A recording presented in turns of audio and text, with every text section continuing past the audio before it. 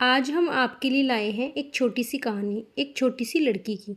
एक छोटी सी लड़की अधिक मास से स्नान करती थी। एक दिन उसकी भाभी बोली कि काम न धाम सारे दिन पुरुषोत्तम पुरुषोत्तम करती रहती है। अब तो लड़की एक पैर पर खड़ी हो गई और बोली कि हे पुरुषोत्तम भगवान, जो मैं सच्चे मन से ध्याती हूँ तो सोने की मूर्ति बनकर आलय में विराजमान हो जाओ।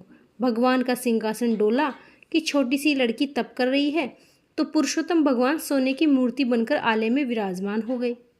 लड़की ने आंख खोलकर देखा तो सोने की मूर्ति बनकर आलय में रखी है।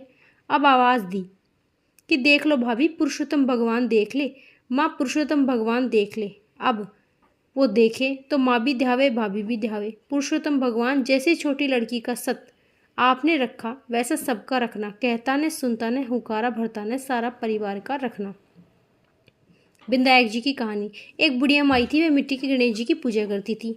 रोज़ बनावे और रोज़ गल जावे। उसके सामने एक सेठ का मकान बन रहा था। वह वहाँ गई और बोली कि एक मेरा गणेश जी बना दो पत्थर का। मिस्त्री बोले जितने में हम तेरा पत्थर का गणेश गढ़ेंगे उतने में तो हम दीवार छीन लेंगे। बुढ़िया को गुस्सा आया। बोली कि राम करे तुम्हारी दीवार टेढ़ी हो जाए। अब तो उनकी दीवार टेढ़ी हो गई। वो चिणे और ढावे, चिणे और ढावे।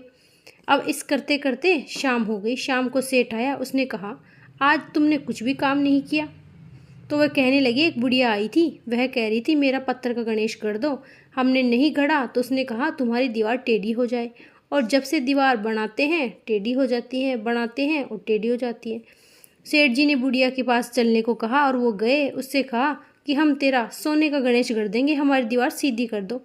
सेठ जी ने बुढ़िया को सोने का गणेश गढ़वा दिया। सेठ जी की दीवार सीधी हो गई।